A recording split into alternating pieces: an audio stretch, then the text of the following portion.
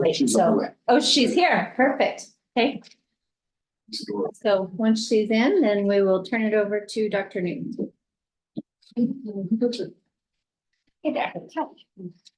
All right, Dr. Newton. Thank you, Madam Chair. This evening, I'd like to call our Chief Financial Officer, Jed Sigarelli, to come up to the table for his presentation.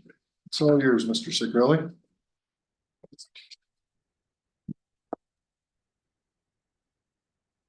Thank you, Madam Chair. Dr. Newton. Tonight, I'm here to give you a brief overview of the district's early retirement incentive option. Real quickly, I'll go through how it works, how it applies, who it applies to, and what the financial impact of that program looks like. It's not an action item for the board yet. Later this month, the board will decide and take formal action on if the program will be open for the upcoming year.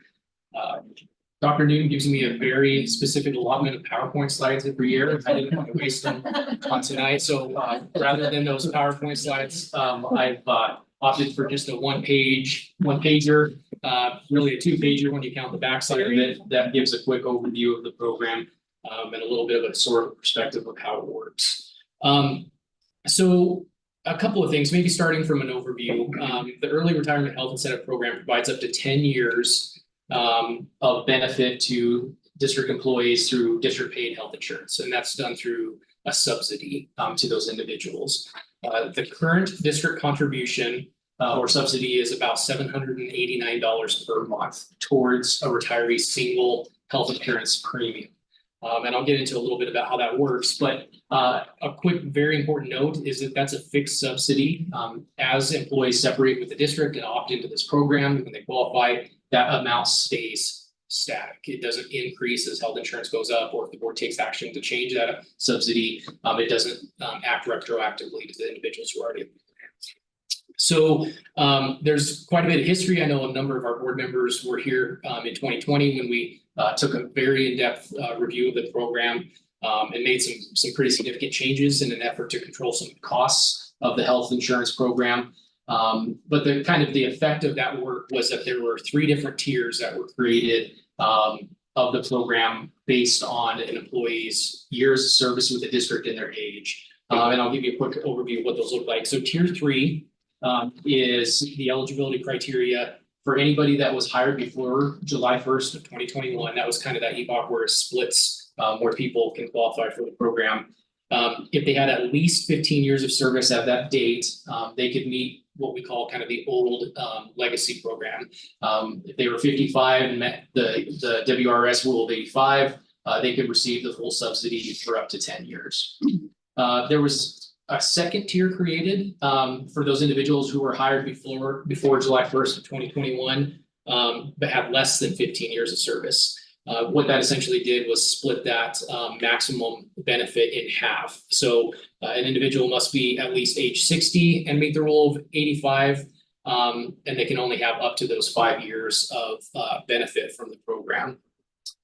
The last one, tier 1, is anybody who was hired after July 1st, 2021. Now, they're not eligible for a direct district subsidy. So you might say, well, how is that a tier? But there is a very distinct cost for individuals to stay on the district's health insurance plan even after retirement. As a matter of fact, that cost for individuals without a subsidy is roughly $20 million liability for the district every year. So that is a separate tier. There still is a benefit. There's just no direct payment provided by the district for those individuals. One put another way, that's how the sunset provision is working on the program as a whole. Years and years from now, there will no longer be anybody who qualifies for that subsidy, and then the program will be resolved at that time. So a quick couple notes on the program status. As of now, there's 124 retired staff members that are receiving active payments under this program. That kind of cash basis outlay is expected to be about $3.1 million based on their age and years before they've completed all of their benefit payments with the district.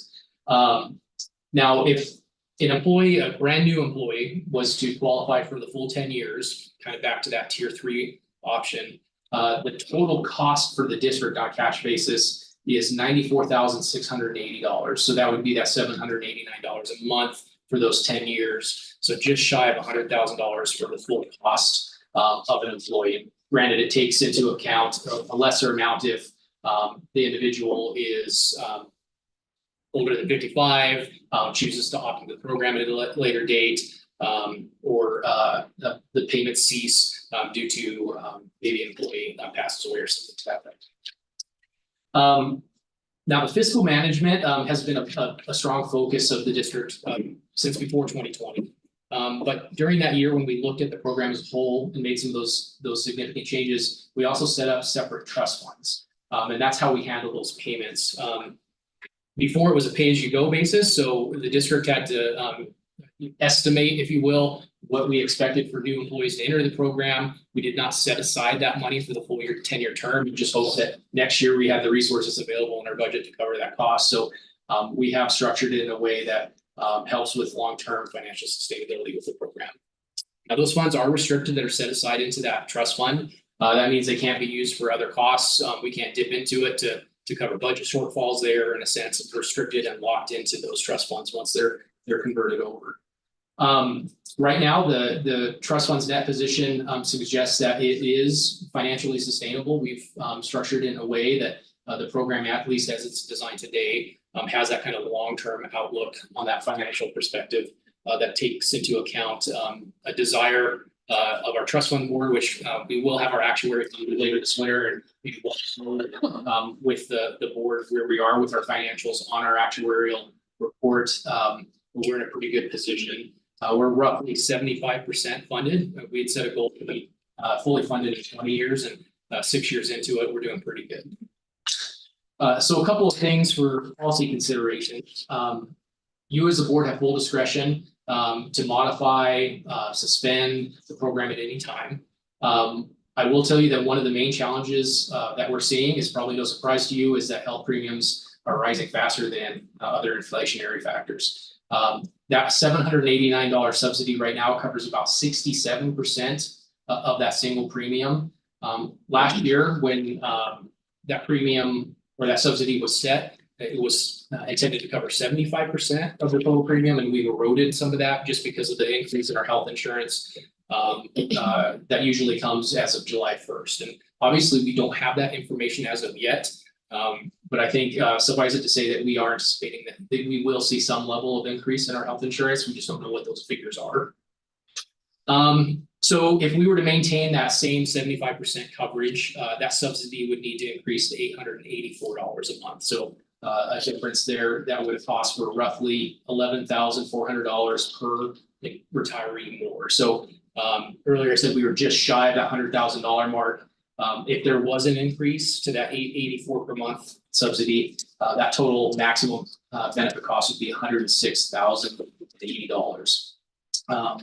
Now, there are roughly 62 current employees for this year that would be eligible to participate in the program.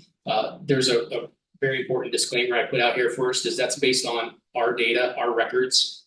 It's not uncommon that we will communicate with those individuals, and that there'll be somebody who says, hey, I have time from the state of Wyoming or another school district. We just don't have those records. So it is incumbent on the employee that if they think they might qualify, to reach out to the Human Resources Department, and then there'll be a review done to verify that they are eligible. But back to that cost structure that's in place. That increase, if we were to move to that from that $789 to that $884, would be just shy of $400,000 total outlay increase. So there is again a financial impact, but it's not the only financial impact from a kind of just a payout on cash basis. Also, the impact, as I mentioned, from an actuarial evaluation, they look at it and say, okay, well, if the premium increases and we have this many people that will kind of be in the pipeline to qualify at the time value of money. Speaking with our actuary, that increase in that premium would add about $1.3 million just to our financial statements for liability as well. So there are some major cost implications there to discuss with the board for sure. Now, as we kind of move forward, there's, in my mind, about 3 different paths that we could move forward on. The first would be to not authorize the health insurance incentive for the 2025-26 school year. As you'll recall, some of our board members will recall, we did have 1 year where we had a suspension on it for 1 year in an effort to control costs. We could continue the incentive at the current subsidy level of $789. And then thirdly, we could adjust the subsidy likely to $884 to maintain that same level of support relative to the increasing insurance costs. So there are a few of those pieces to consider as we move forward. So a couple of things here, just as I kind of wrap up my prepared comments. I'm happy to address any questions anybody may have, but it's been an important tool for our employees as they plan for retirement. It certainly has been. When used correctly in situations where we need to right size our staffing, this can be a valuable tool for us. I would tell you that the conversations we've had about decreasing enrollment, we are definitely facing that staffing readjustment this upcoming year. We will have to take steps, and this can be one of the tools in our tool belt to address that. The other point I made is that the trust fund is good shape, but those rising healthcare costs might be a factor that we need to discuss if we want to increase that subsidy to maintain that current level. So again, I'm happy to get into details and perhaps just a little bit of thoughts on direction as we move to prepare that board motion for your consideration at the last meeting this month. So happy to address questions. Yeah. Thanks, Jen. So tier one, they just pay the entire $1,100, whatever it is, for their health insurance. Because that's correct. They So cover their still- full premium. Okay, and then are they able to put family members on there that they pay for? They have to pay the additional costs. I believe they can put on a spouse and have that coverage as well, the full cost. And as you can imagine, we have that blended premium, and that's where the increase comes. And then my accounting information is not that, or knowledge is not wonderful. So we have this trust account and we're putting money into that to help cover the costs of this, right?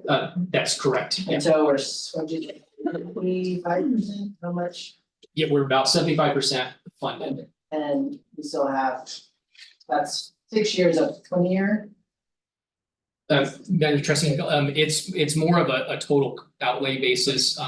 We carry roughly $11 million in liability just for the subsidy portion, and we have about $9 million set aside for that. And now, I will clarify one point is that that implicit cost, the cost that you just mentioned of having people on our plan, we don't fund. We do not put money towards. It's a hard one to kind of tease out. So it's just part of our total overall cost. Okay. And where does the money going into that? So that comes from specific appropriations in our budget to cover those costs. One of the reasons that we've been able to close the gap on that, we went from 0% funded to 77 in those 6 years, was really those twofold. We had investment earnings that exceeded our projections that were going right back into the fund. And years where we had vacancy savings or payroll budgets that were below the total amount, we were able to redirect that surplus into those trust funds, basically pay down our debt before just leaving it into the general fund to revert. Okay, and so it says here that if we do the vote to do the increase, if that whole system would still be sustainable. That's correct. Yes, we if we don't divert any more resources, we'd slide back a little bit on that fully funded status, but we're still well on schedule. And how would that still be the case if the costs continue to go up at this current percentage that it continues to go up? I think the main factor would be if we have kept the subsidy at the level it's at. That would be the main factor on if we start to increase that liability. The other piece of it too is that we are benefiting from a higher interest rate than we have in the past.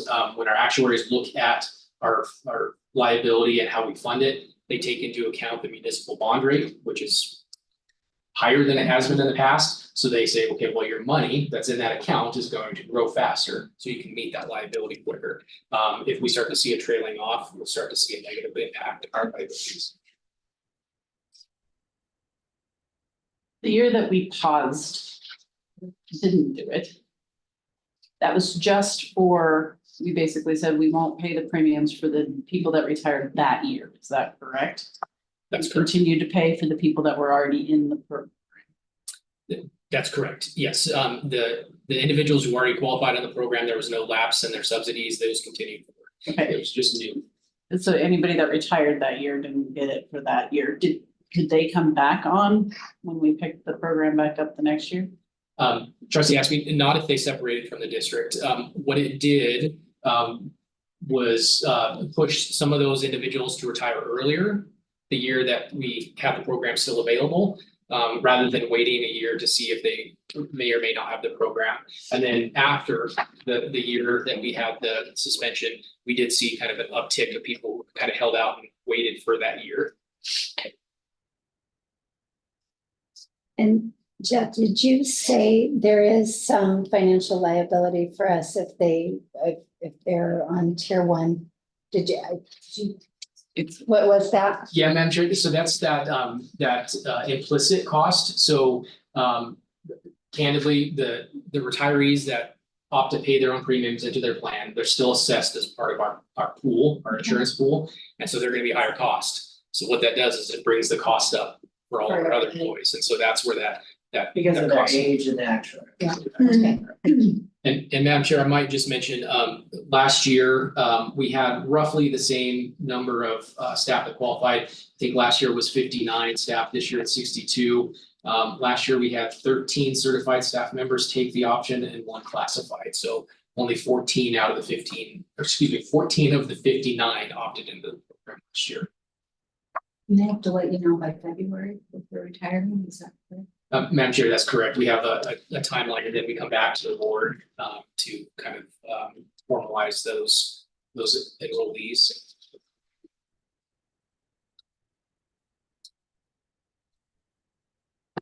Anybody else have a question? And we'll be revisiting this when? Madam Chair, we intend to have a motion for your consideration at the end of the month. And so, as I mentioned, just a little bit of an indication of where the board might like to see that motion structured. We'll certainly entertain that. Any thoughts? So that would be a motion that we continue at the 789, or we would move to some other amount of contribution. Madam Chair, Or not. I wanted the 3 options. Okay, so could you repeat the 3 options then? It's on the front. Sure. Oh, right there, yeah. So choose not to authorize it for the coming school year. Okay. No, for the current school year. Yeah, it's word illustrated, open the window this year for people to take advantage of it before next contract year. Okay. Maintain it at 789 per month or increase it up to 880. I'm sorry.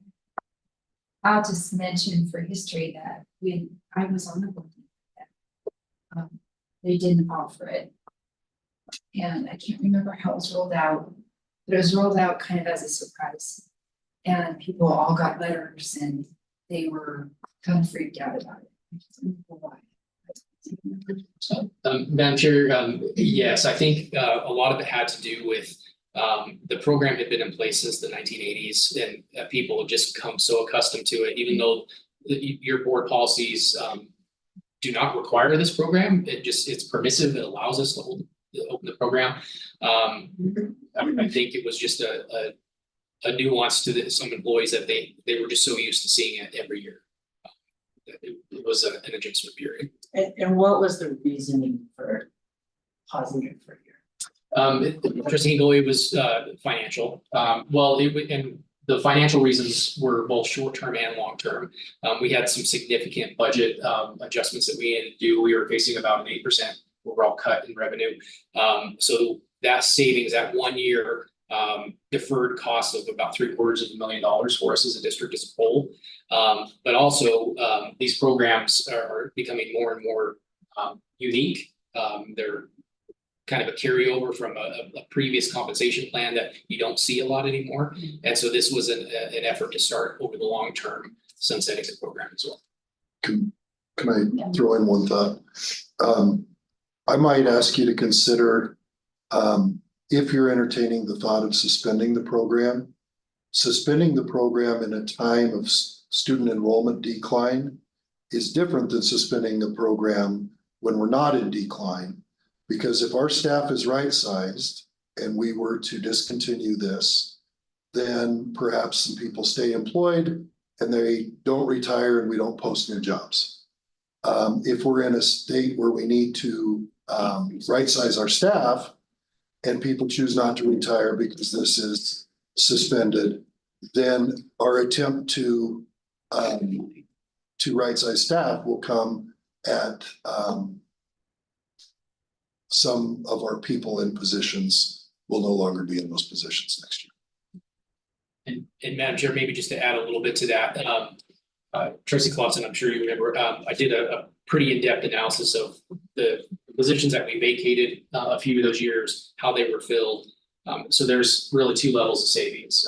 You can have the positions that we don't fill, that we close, collapse, whatever terminology you want to use, but we also have cost savings when most of these people that take advantage of this program are higher cost employees. So we replace them with lower class employees as they go through their career. So there's kind of a first level of cost savings and a second level. And when we have, as Dr. Newton mentioned, those years where we have to adjust, that's a lot better tool than those years that maybe we're growing students or that's something like that. So what's the difference between a 22, 23-year-old straight out of college, bachelor's degree, just a straight bachelor's degree in pay versus 30, with a master's degree and I'm assuming it's significantly more than $885 a month. Yeah, Trustee Burton, you're correct. If you could kind of envision the salary schedule that we've talked a lot about before, where you have a first year teacher that's starting at the bottom of the summer schedule that might be making $52,000 a year compared to the teacher that maybe has advanced their education and their years of service and they're maybe closer to 80 or 90,000.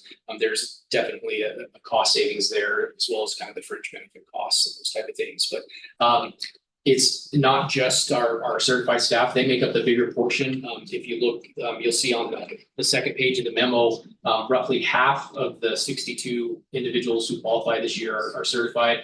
But there are some cost savings in administrative staff, certainly not to the same effect that you see with the certified staff, but there are also some in classified and the other units as well. Thank you. So at the current contribution rate, if we put a pause on this for a year, am I reading this right, that we would save about $3.3 million? Madam Chair, no. What it would do is No, that's over the life of it, isn't it? right. So it would I'm trying to think of how to phrase it. Those 62 staff members represent a total cost of $3.2 million. It's highly unlikely that those 62 staff members would take the program anyway. So it would be a lesser number. It's kind of difficult to quantify, but whatever number of staff that would have taken the option that don't, that's where the cost savings is. And that's why it's significantly less than that 3.3. I use that 750,000 as an example for the year that we did suspend the program. That was when we were seeing 20, 30, 40 people a year take advantage of it. But you're not requesting that we do that. You're not requesting that we pause it. That's correct, Trustee Hinkle. I think it's more of an opportunity to examine the program as a whole. Again, I think we have the resources allocated specifically for this program. We've saved those resources. We do have the flexibility to do some rate changes. There's a second trust fund that granted is maybe straying a little bit from topic, but we're nearly fully funded in that program. So we're doing good when it comes to funding these trusts.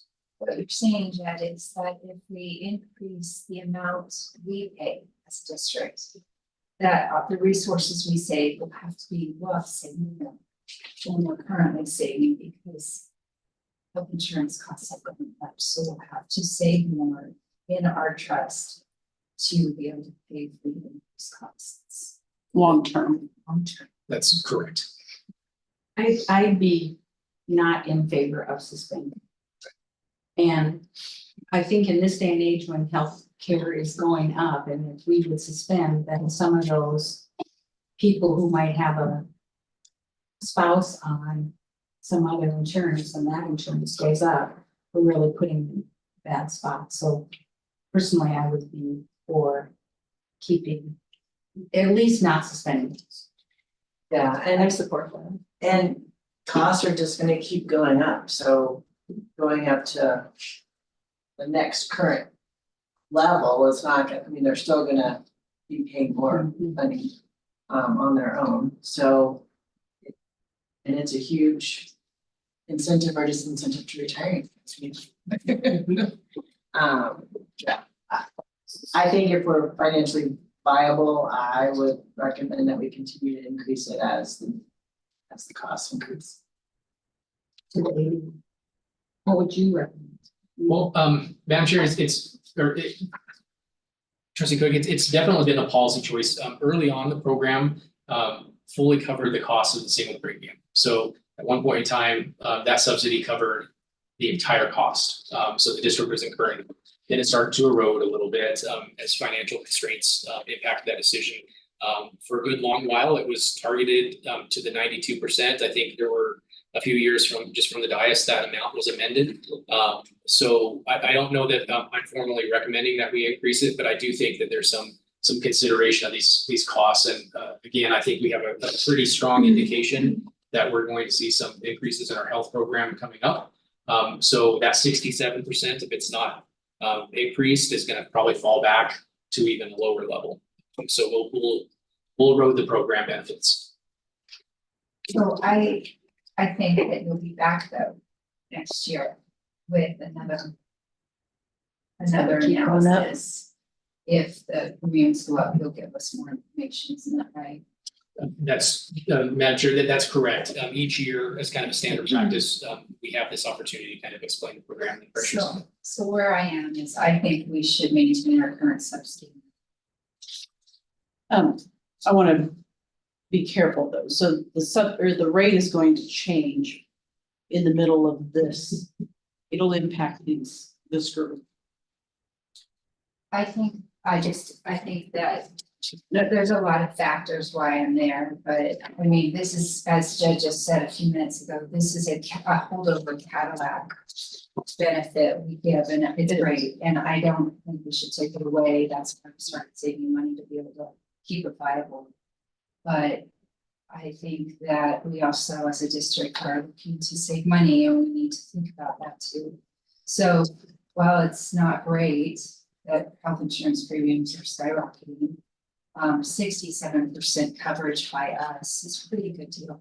But by the time they get it, that's what she It's said, by probably the time they actually get it, it's not gonna be 67%. We don't know. But it'll be, right, but I can tell you that insurance premiums are not going down. So it will be less. Yeah, by the time estimated they- average going up this year is about 20%. Right.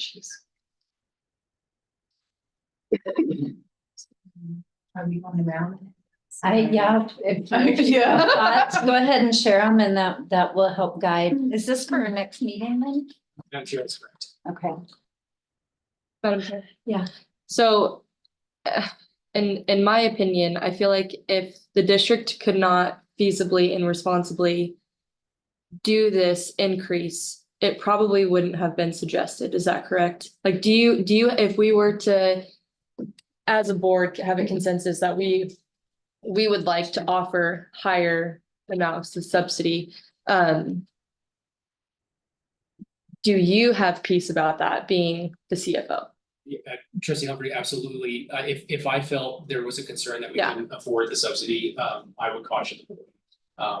I think, had we not taken those steps over the last 6 years, we'd have a very different conversation. If we were able to navigate the increase, you'll notice, I did footnote, and we'll continue to kind of keep track of those subsidy increases. Last year, we increased that subsidy from $565 to that $789. That was a bigger jump because there were a number of years of non-action, no adjustments on those. But put plainly, I do think we can afford it. I would probably share a little bit more concern if we exceeded that 75% threshold. I think that's kind of been the target the last few years. And I fully expect we'll have the same conversation next year about that gap widening. So, Madam Chair, with what Jed just said, and knowing where we're at financially in that trust and that we are that 'cause it's funded more than you had it projected, correct? We're At just this point, ahead, yes. Yeah, I would be in favor of increasing while I understand and respect wanting to save some dollars in the district. I also don't want to hose those that may take advantage of this program in the next year by saying, well, yeah, right now it's 67% covered, but this time next year it could be maybe only 50 or 40% covered. And how much of a handshake is that? So Jed, to clarify, the money for those premiums comes out of that trust fund. Madam Chair, that's It's not correct. coming out of our normal operating budget for the district, because we're looking at some pretty significant cuts probably in the coming months. So saying we'll pay, you know, an extra almost $100 per person, and it's not coming out of our, Well, eventually. it does, yeah, it I has just. to Pay for the trust.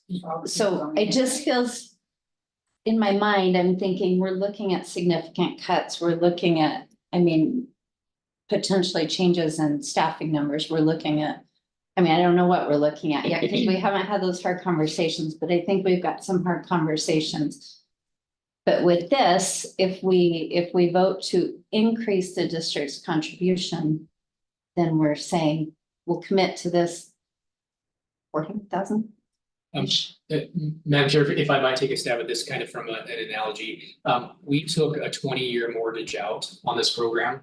And we've paid additional principal towards that mortgage. So you're correct in the sense that the payments for these individuals will come out of that trust fund, out of that mortgage, if you will, but we still have to make the mortgage payment. And that mortgage payment will probably increase a little bit as a result. Not the full cost of the program, but we will have to recognize that additional liability increase to some level, those transfers into that fund. It won't be the full cost, but we'll have to spread that out over the next 13 years.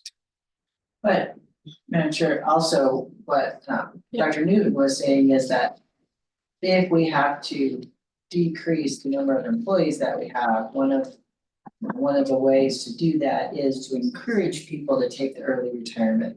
And if we were to make that subsidy less attractive, they may not be willing to do that. And so that's where overall cost savings comes from. People look at that and say, we're all retired this year. No, I understand that. I just think when we are potentially looking at lower staff numbers and we're looking at decreased budgets for things across the district. I'm not. This feels very generous to me. $789 a month for 10 years is, I mean, that's quite a benefit. As I think Christy used the term, I mean, it's a sort of a Cadillac of programs. I'm not at all suggesting we even pause it, but when we're cutting back in so many areas, I don't know about increasing in one and maybe staying status quo, but I don't know. I'm not convinced. At a certain point, and it may not be this year, but at a certain point, it will become less of a benefit to incentivize people to retire a little bit earlier, to make that cost savings on the back end with another employee. That's what they were talking about. I understand that, but I don't think we are looking at this program and these potential cost increases now as an early retirement incentive. I think they're. Do you think that's the that's what reason you're for the saying. conversation, or because we need to make a decision? Madam Chair, there is the incentive, it also benefits the district. We do end up replacing those staff members with lower paid staff. Now, it doesn't always provide a total cost savings. Is the 3 years I did the deep dive into it, we had a year where the district saved money, we had a year where the district lost money, and we had a year where the district broke even. I wish I made that up, but I didn't. So it really depends on the climate, but I do think that in a situation like this where we have to have a decrease in staff, this might be a very valuable tool for us. We've seen it enhanced in prior years. There was a time where the district had the program, and then they had additional incentives on top of it just to get people to separate. So I do think there is a human resource benefit and a financial benefit to the program to incentivize staff. I've been on, I mean, in a school where people were actually looking, are they gonna continue to offer? You know, are they gonna continue to offer this insurance? And if they are, they're ready to go. And with that 1 year that was paused, I've heard from many people, well, that board didn't, you know, and so there are people out there that don't have insurance because of that one. I think that it's a little bit misrepresentative to say that if we don't keep the 75% in for the district, that we won't get incentivized still, or we use this as an incentive to get people to retire early and get into it. So I think we need to be careful not to make a direct connection there. I think that having the plan in and of itself is really great. And that's why I'm not in favor of skipping the year 2025-26. But there's a point where we should, well, you know, there's a point where I feel like you're suing the state, you say you don't have any money, but give money more, let's put out more money to something. Doesn't matter what it is, right? It's just more money. So anyway, I just wanted to clarify that it's still an incentive regardless of what level we pay in. It's great. It's awesome. I wish I had this in my job. But a lot of people don't, but we get that, and I think a lot of districts don't have this. So it's great that we can, what to do it, Jed's done a great job creating trust for it, to pay for it. And it's really nice. Hey, guys, I don't want to cut this conversation short, but we actually are going to go into executive session before our meeting, and I think we need to do that. Yeah, so thank you very much, Mr. Sicarelli. I'll call us out of our work session, and we'll call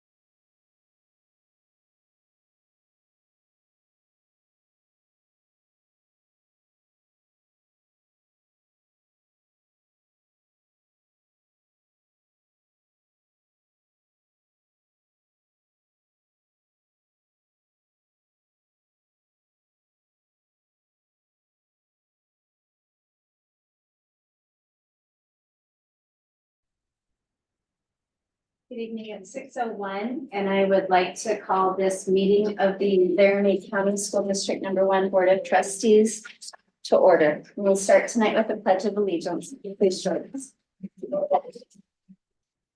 Good evening. My name is Sean Gorman. I'm the principal at Anderson Elementary School, and I'm very proud to introduce you to one of our best teachers. Hi, I'm Bryce Ramsey, fourth grade teacher at Anderson, and here's our class reciting the Pledge of Allegiance.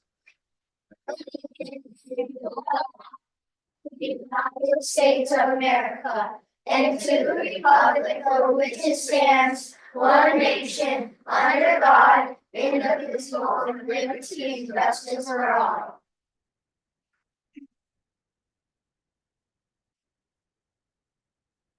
Well, thank you, Anderson Hawks, for leading that. Dr. Newton, do we have any adjustments to tonight's agenda? Madam Chair, there are no adjustments to this evening's agenda. Madam Chair, I move to adopt the agenda. And I second. We have a motion and a second to adopt the agenda. All in favor, say aye. Aye. Opposed? Okay, we have adopted that.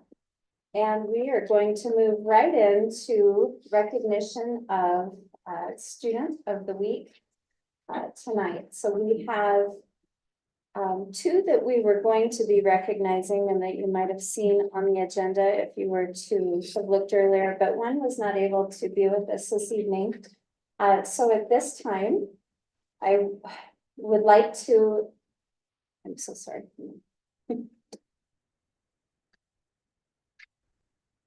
Invite Lila Rose, an 8th grader from McCormick Junior High, forward along with Principal Jeff Hatcliffe and favorite teacher, Erin, how do you say your name? McNamee. Thank you. Sorry. Okay. Good. You're gonna have to turn the mic around. Good evening, trustees. My name is Jeff Hackle, principal of McCormick Junior High, and it is my privilege to introduce Lila Rose as an 8th grader at McCormick, who was selected for this award because she is a kind, respectful, and patient student.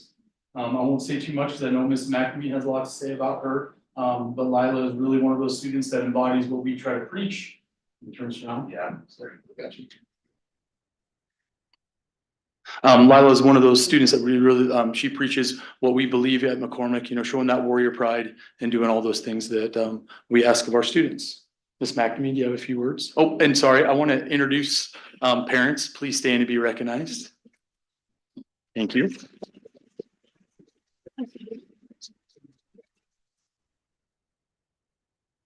Good evening. I'm Erin McNamee. I'm an 8th grade English teacher at McCormick. It's my pleasure to recognize Lila Rose, our Student of the Week.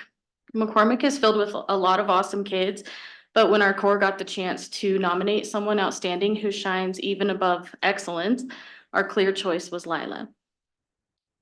Even though it's still early in the year, Lila has already made such a strong impression on all of her teachers. She is kind, respectful, and smart. She pays attention in class, participates, and always gives her best effort. She's one of those students who truly enjoys learning and one who makes being a teacher rewarding. Lila is sometimes quiet, but she's also a natural leader. She leads by example. She shares thoughtful ideas. She works well with others. She's always willing to lend a hand. Last year, she was a dedicated member of the yearbook club, often taking on jobs when no one else wanted, like typing names for the sports page. She would even work outside of school hours to make sure her pages were just right. She serves as an office assistant this year, running passes all over the school and completing tasks with a smile no matter how busy the day gets.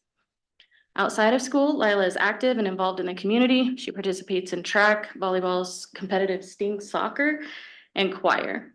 If you've never heard this girl sing, you're missing out. Her voice is stunning. She also enjoys spending time with her friends, going on bike rides and skiing with her family. And on top of all that, she maintains straight A's in her classes, most of them at the honors level. All of this reflects on her strong work ethic and positive attitude. Lila truly exemplifies what it means to be a McCormick warrior. She's a dependable, hardworking, and just an overall great person. She makes our school a better place simply by being a part of it. And we're so proud to recognize her as our student this week.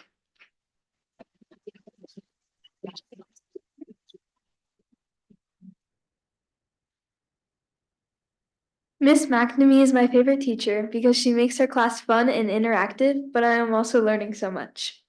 She's a super bright and funny person with so much grace and kindness. She came to one of my voice recitals that I sang at, and she made me happy after all of the kind things she shared. I love having Miss McNamee as a teacher, and when I first met her as a yearbook sponsor last school year. Thank you for being my teacher.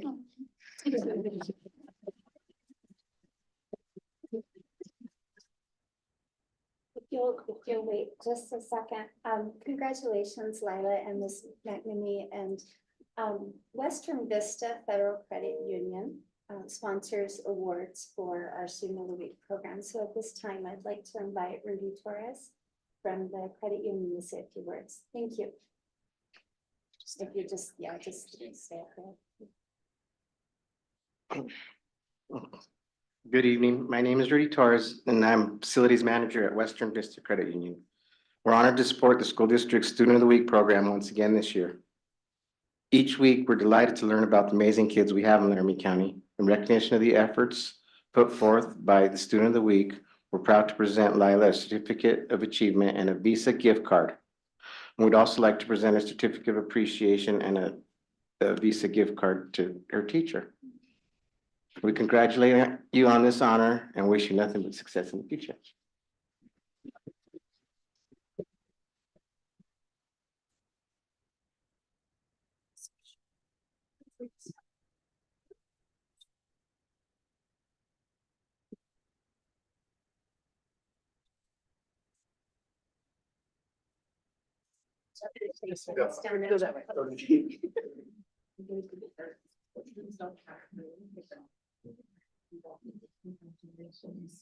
Congratulations, good job. Thank you so much. Congratulations. Congratulations. Thank you so much for it. Thank you.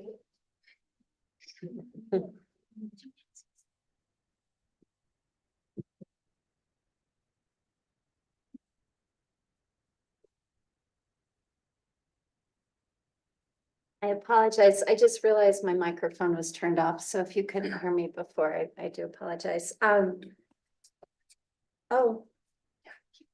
I think so. Lila, would you have your parents stand so we can? Right? They already did. Did you already do? Okay. That's okay. Congratulations, parents. Okay, we will now move into the public comment portion of our agenda. The purpose of the board meeting is to conduct the business of the district publicly. The board sincerely values community input and feedback on school operations and welcomes public comment on both agenda and non-agenda items. Individuals wishing to comment during a board meeting must sign up by 5:45 p.m. on the day of the meeting. Sign up for public comment can be done electronically by accessing the form available on board docs under the public comment section of the meeting agenda. Alternatively, individuals may also contact Darlene Davis to be added to the electronic sign-up sheet. We will begin by hearing public comment on agenda items, followed by public comment on non-agenda items. Please keep in mind, this is a time for board members to listen and consider, but not to comment or to debate.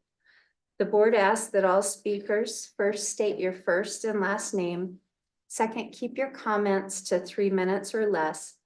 And third, please note that if you wish to discuss matters pertaining to the employment of a district staff member, such as the appointment, evaluation, reassignment, duties, investigation, discipline, or dismissal of an employee, that this will not be done during the public comment portion of the meeting. Such comments should be directed to the Executive Director of Human Resources, or you may request to meet with the board during executive session. So we will start our public comment portion of the time with public comments regarding agenda items. And the first individual that I would like to call forward, or perhaps she's online, is Ms. Patricia McCoy. Madam Chair, she's online.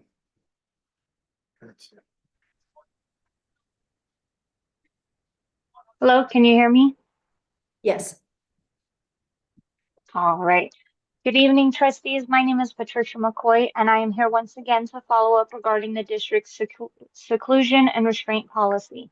Although the current draft is consistent with Wyoming statutes and Chapter 42 of the Wyoming Department of Education rules, my concerns remain about its lack of clarity and transparency, particularly relating to who is authorized to perform restraints, what qualifies those individuals, and which training program is being used.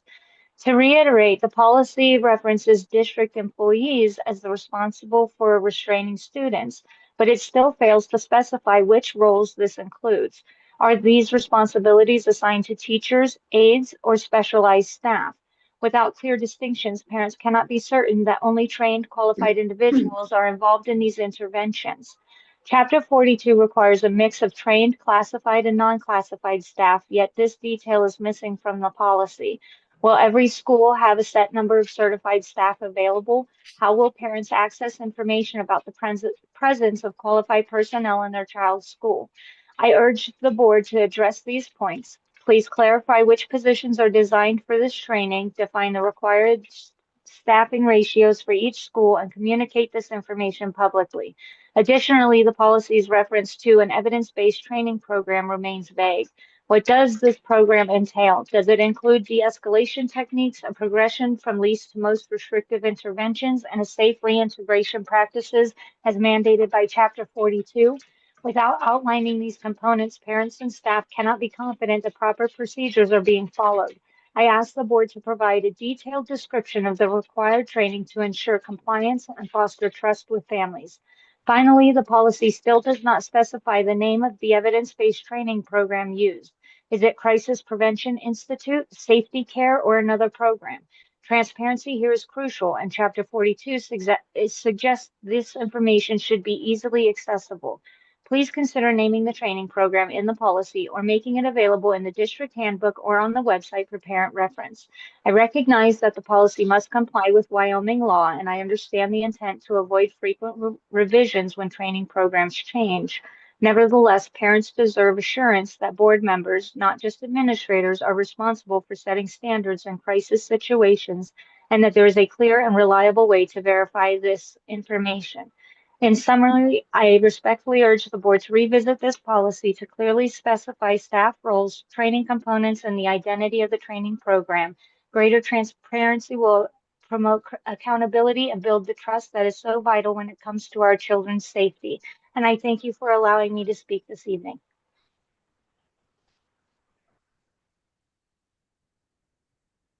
The next public comment speaker is Jennifer Pasqua. There she is.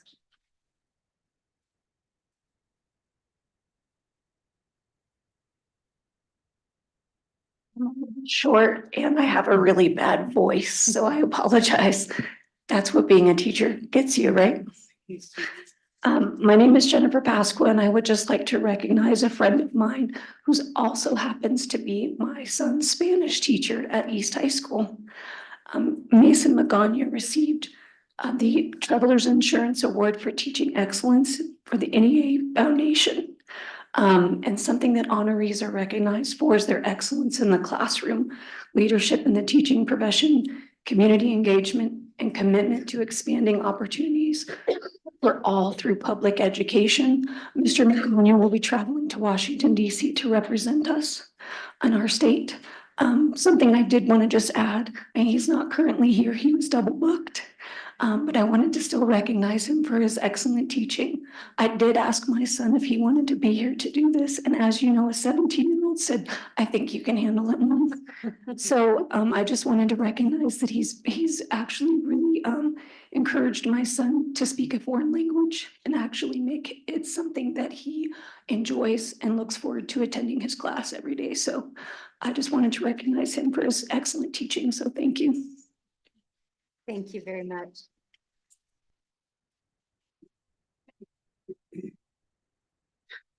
The next individual signed up to speak is Amber Webb.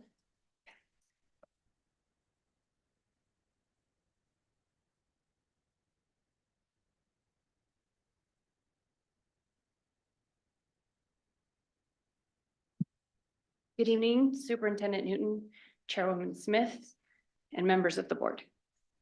My name is Amber Webb, and I would like to address the fees proposed in August, specifically for CCA's use of district facilities. It has been represented that these fees are in line with other districts, but the facts simply don't support that claim. I believe CCA provided you with a summary of key county policies across Wyoming, many of which you already had in your possession, that clearly show this is not the case.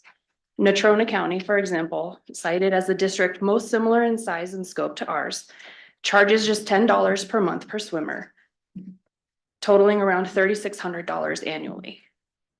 And I believe confirmation of this was also sent to you today. In contrast, this district has proposed charging CCA more than $55,000, a sum that's 18 times higher than Natrona's fees. Like Albany County, CCA has historically been exempt from these fees, which has been a fair and sensible policy. Charging us such excessive fees now would have a significant negative impact on our families and the children in this community. Excuse me, children who are students in your district. Our public facilities were built with taxpayer money for the benefit of students, and youth clubs like CCA help maximize that investment. This collaborative approach has previously worked well for all involved. For years, Laramie County's policy has aligned with other districts in Wyoming, recognizing the critical partnership between the district and youth organizations. I respectfully urge you to grant us a hearing. It's not only a fair step, but the right one to ensure that decisions regarding these public facilities reflect both their intended purpose and the spirit of collaboration. Thank you for your time.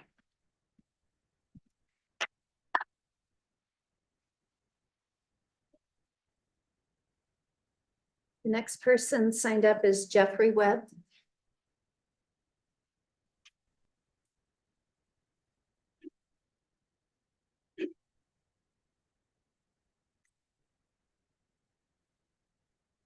Good evening, Dr. Newton, members of the board, Chairwoman Smith. My name is Jeffrey Webb. I was born and raised here in Cheyenne, Wyoming. It means I'm a product of LCSD1. I attended Henderson Elementary School. I went on to Cary Junior High School, and I graduated from East High School. After which I studied at LCCC and then went on over the hill to University of Wyoming. As you can see, I'm a Wyoming boy. Moreover, I'm a Cheyenne boy. Cheyenne and LCSD1 have provided me opportunities my whole life, opportunities that shaped and created who I am, opportunities that made me decide to raise my own family here. Both of my children are student athletes within LCSD1. We've reviewed the cost information provided to CCA by the district, and the estimated cost of CCA's incremental use is about $2,000 per year. This includes the cost of a custodian on Sunday for our swim meets. During your work session on August 18th, one of the trustees confirmed with administration that CCA would not be charged for custodians or pool technicians during the week because they were already working for the district and were not an incremental cost. Yet 3 days after you implemented these new fees, CCA received a bill charging us at least 1 hour for each service for a daily total of $98 per day for your high school student practice at the South High Pool. I strongly suspect that LCSD1 had every intention of charging CCA the same daily $98 for the East High Pool, which is used for the younger district kids in the evening. I want to encourage you to give this a proper hearing. There needs to be accountability with what is being told to the board. Please work with us for your district's student athletes instead of against them. We want to work with you to improve your district students. We don't want to work against you. LCSD1 school board should do all it can for its students, not price them out of opportunities. Opportunities like I had growing up here in Cheyenne. Please vote to hear CCA so we can work together for the LCSD1 student athletes and continue providing them opportunities. Thank you.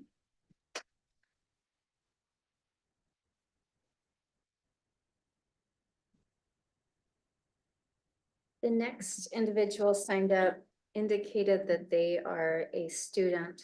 So I will only use initials. I'm wondering if perhaps it's an adult that maybe checked that wrong. So if you're an adult, feel free to share your name, or please do when you come up to start public comment. But the initials for this person are KH. We have someone. I'm KH, but. Did you sign up to speak I tonight? did, but Okay. I put my name in and it had to do, does it have a topic? Are you Mr. Harris? I am. Okay, yeah, you had indicated you were a student. So if you were a student, I didn't want to share your name, but please come forward, Mr. Harris. We'd love to hear from you. What's Is that? it not agenda items? You're signed up under agenda items. It's my first time speaking at a school board. Come on up, we're really nice. I really Well, thank you, board, and thanks for your patience with my signing up. It's my first time, but this is a very important one. So good evening. My name is Kevin Harris. I live and work here in Cheyenne. I want to start by saying that I don't have a dog in this fight. I have two daughters, one who graduated from East High and another who's a sophomore there now. So what I'm bringing to you doesn't have to do, this isn't anything about my kids or their school. I came across something as a parent that I haven't been able to stop thinking about. A few weeks ago, I asked my younger daughter how her volleyball game went, and she said, "We played South." Then she added, "Of course we won." She then went on to say their football team hasn't won a game since 2018. I told her that was not a nice thing to say. It's not fair to talk about other kids that way, but later I looked it up and she wasn't wrong. Across football, basketball, and volleyball, South has averaged roughly 1 win per season in recent years. They're graphed here. When I started digging deeper, I found that South's graduation rate is 74.9% as of 2024. Still about 7 points below the state average of 81.6%. At the same time, about half of South students qualify for free or reduced lunch, nearly double East High and triple that of Central. When you look at these numbers side by side, a pattern emerges, and it rocked me to my core.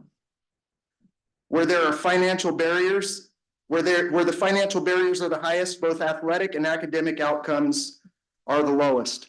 Here's the same graph overlaid with graduation rates, and they're nearly identical. I don't believe that it's because South has less talent or less effort, and I'm talking faculty or students. The principal there has been amazing and welcoming, as I just knocked on her door and said, "What can I do?" I think some of their most capable kids never even make it to the field or to the court. And it's not because they don't want to, but it's because they can't afford to. A $25 sports physical, a $100 pair of shoes, or an activity fee can be the difference between playing and sitting out. The good news is this is something that we can fix. Other districts have tied fee waivers to academic effort, created equipment banks, or built sponsorship partnerships that quietly remove those barriers. This isn't about charity, it's about opportunity, giving every student a fair shot to participate, belong, and stay engaged in school. I'm not here asking for funding tonight. I'm asking that we recognize the connection between access, athletics, and academics, and start a conversation about how to make sports participation equitable across this district. I'm also prepared to be part of the solution. Thank you for your time and for your continued commitment to our students, and I welcome a continued conversation should the board desire. Thank you. Thank you.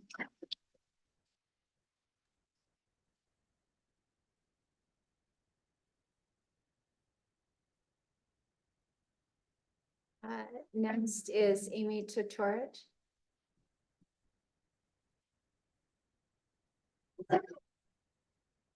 Hello, my name is Amy Tortorich. Thank you, Dr. Newton and Board of Trustees for pausing the facility use fees. My kids are in the water tonight and I thank you. I hope you will approve our request for a public hearing. The policy in question has been in place since the early 90s. The policy promotes the use of our facilities by the children we built the facilities for. It does this by providing use to the groups without usage fees, and I am hopeful that in your deliberations, you will consider the wisdom of such a long-standing policy. There needs to be a compelling reason to make this change. It is worth noting that in the last 4 decades, this policy has been in place, that local swim clubs and facility management staff that have come before us managed to work this all out on their own. It seems that all of these issues could be resolved with a simple discussion and compromise. What accounts for this breakdown in communication? Cheyenne is still small. That's a good thing. Casual conversations are how many things are discussed and decided, not with a 3-minute clock and without a question and answer portion. Additionally, this is now the 4th school board meeting that I have been to, and I'm surprised at how quickly you all are called to write such large checks. If I'm not mistaken, we spent nearly $800,000 last year on a door security system. The irony is that we can't seem to ever having functional access to the pool that we utilize on a regular basis. This raises the issue, we have raised this issue numerous times and it is still not being addressed. We should not have to come running to you as a board every time we need to have an issue resolved. Please help us restore the partnership between club sports and LCSD1. Please grant us this hearing and we can take decisive action on how to resolve these issues without all of this time-consuming disagreements. I thank you all.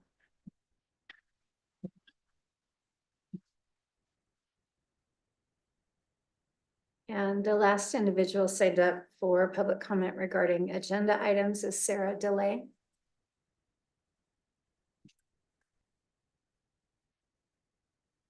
My name is Sarah DeLay, Madam Chair, Superintendent Newton, Board Trustees.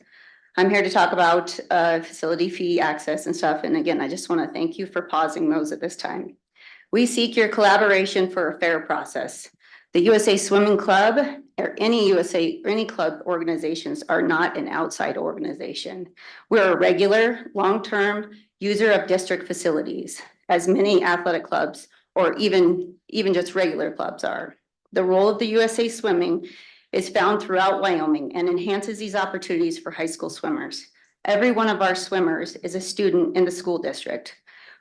The work we do directly benefits LCSD1 athletics by giving these students a chance to train and compete year-round, not just in your high school season. Our season starts this weekend in Fort Collins, Colorado.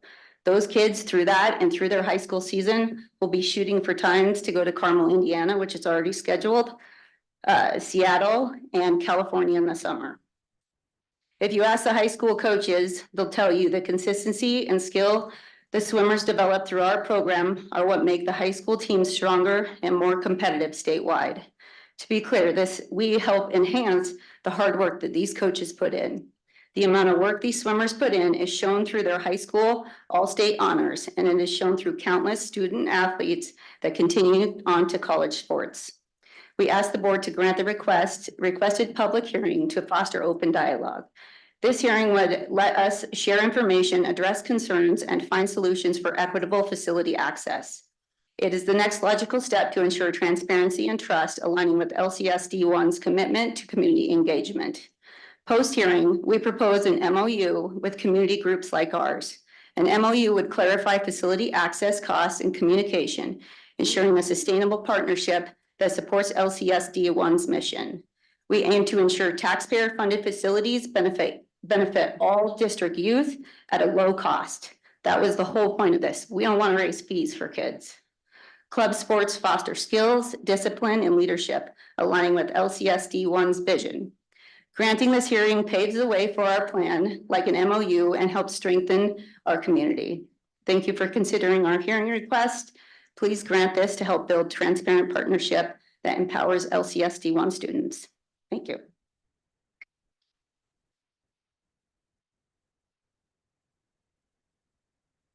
Thank you. We'll now move into public comments regarding non-agenda items. And the first individual signed up on that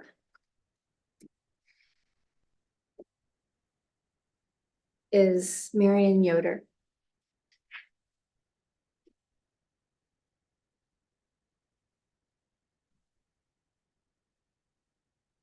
Good evening. I think you all know me, but my name is Marion Yoder. I live here in Cheyenne, and I thank the board for the opportunity to speak briefly to you tonight about Lynn Simons. She died August 30th here in Cheyenne at the age of 91. She was raised in Havre, Montana, Flint, Michigan, and Golden, Colorado, and she received higher education at CU Boulder and at the University of Wyoming. In 1971, Governor Stan Hathaway appointed Lynn to a 6-year term on the Wyoming State Board of Education. She served as vice chair and then as chair of that board. Lynn is perhaps best known as Wyoming's long-serving superintendent of public instruction, a post to which she was first elected in 1978, beating the incumbent. She was reelected in 1982 and again in 1986. In 1985, she co-led a cultural exchange delegation to China. In 1993, President Clinton appointed her to be a 6-state regional representative of the U.S. Secretary of Education. She was based in Denver to do that and held that position until 2001. Before all of this, she was a high school English and American history teacher, beginning her teaching career in Sandy, Utah. She later taught at UW School of Education and was a stay-at-home mother to sons Clay and Bill before she became active in the League of Women Voters and other community building and public education activities in Casper, where she and her late husband John lived before moving to Cheyenne.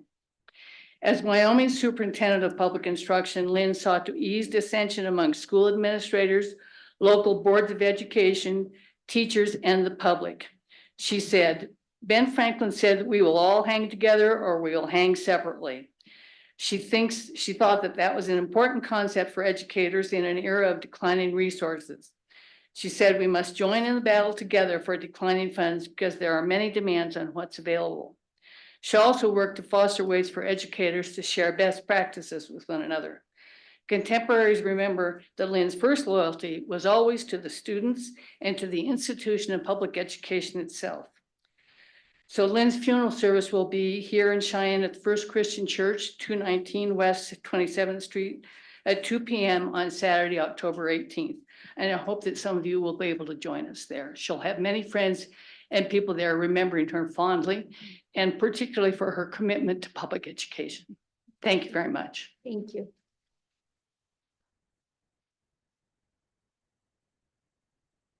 Next is Mr. Dylan Ford.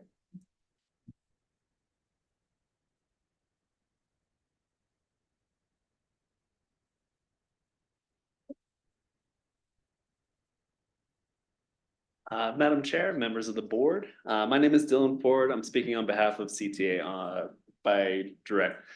as directed by our president. I'm here to speak about time. So in a reality where educators are asked to do more and more and wear more and more hats, there are very few things more important to the retention and the morale of our staff than just respecting their time, both personal and planning time.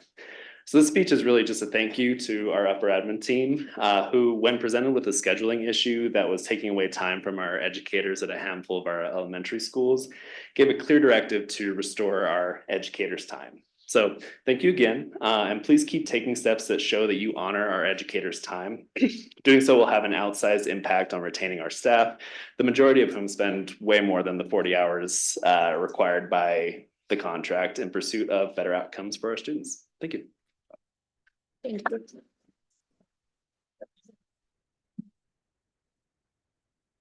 And last is Christine Fitzgerald.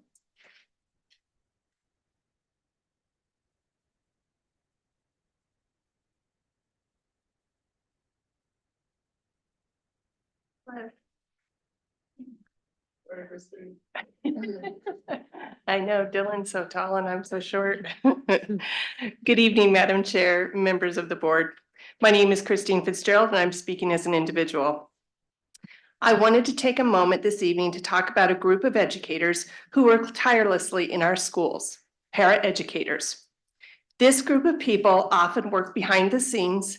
Their dedication and impact are felt in every corner of every school building. I wanted to highlight them because many times the amazing work that they do can go unnoticed. Para-educators can be the heart of the classroom. While teachers lead the curriculum, it is often the para-educators who work one-on-one with a struggling student, providing that personalized attention that can really help a student understand a concept. Para-educators are a second set of eyes in a busy classroom. They are quiet encouragement during a challenging time, and they can help guide a student toward success. Many times paraeducators offer crucial social and emotional support. They patiently listen to students when they are worried. They can help calm students down when they're feeling stress and anxiety, and they celebrate their accomplishments when they are successful. Paraeducators that work with students with special needs are often the link that ensures all students are able to fully participate, not only in academics, but also in special activities that are taking place.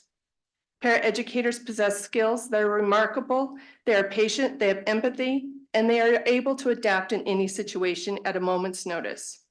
They are creative problem solvers. Many times they come up with ideas not only to help the students that they work with, but also their fellow staff members. These education professionals deserve our thanks, our respect, and our recognition, and they are a vital part of our education community. Thank you for your time. Thank you.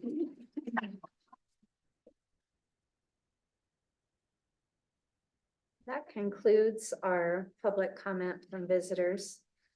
Wanted to share with the board and with our public just information on some upcoming meetings.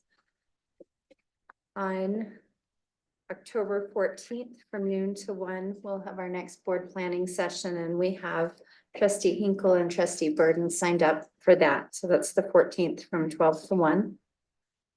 October 20th will be our next regular board meeting at 6 p.m. And then on Tuesday, October 28th from 12 to 1:30 p.m., we will have a meeting of the executive team with the superintendent. And now we'll move into individual board communications and reports. Does anyone have anything they'd like to share? Trustee Ashby. Madam Chair, I wanted to do actually a shout out to South High's marching band. I got to go over and watch all three bands compete in the Troopers Invitational in Laramie. And Laramie's band came in second behind Kelly Walsh, who we will not talk about. They are something to behold.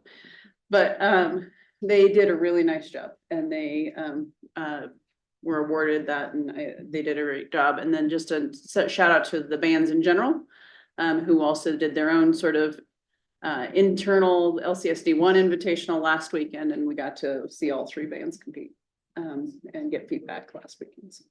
So thank you. Anybody else? Trustee Cook. Thank you, Madam Chair.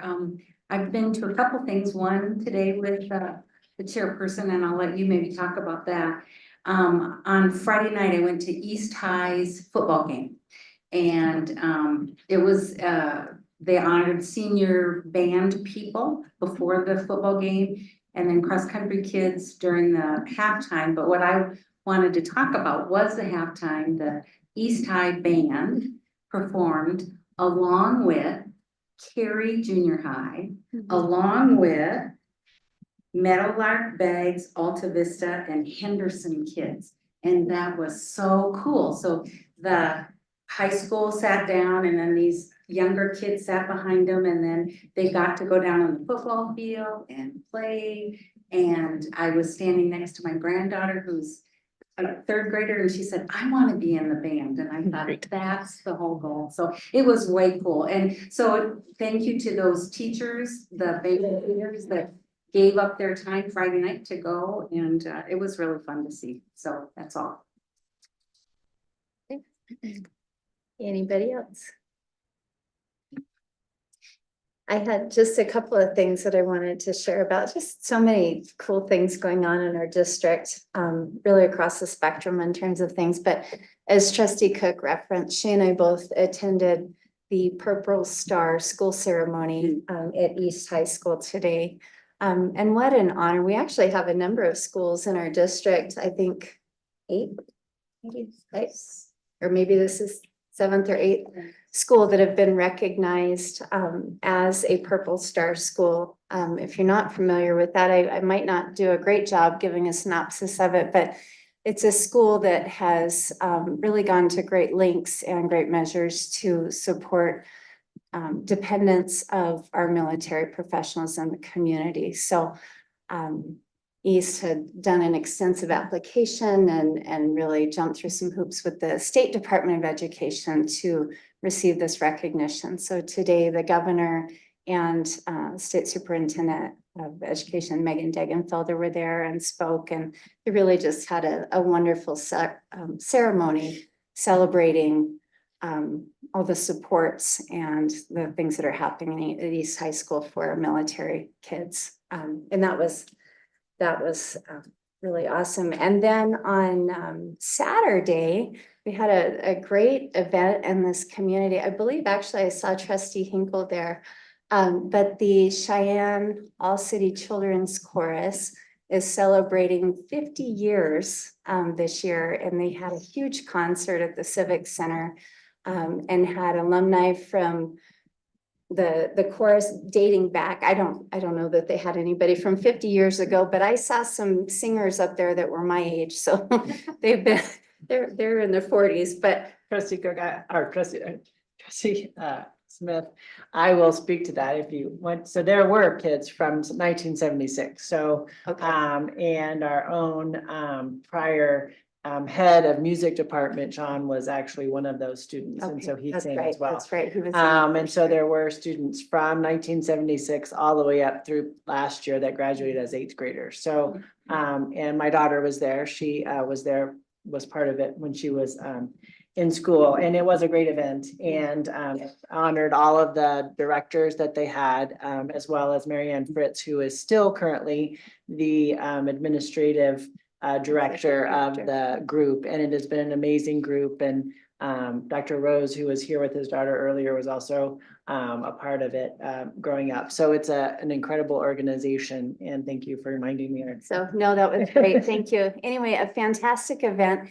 They normally do 4 concerts a year. So if you have a chance this year to get out, they won't all be quite as big of a celebration as this last one with all the alumni and the past directors back, but just a neat school district organization to get out and support. So, and that was all I had. Anybody else?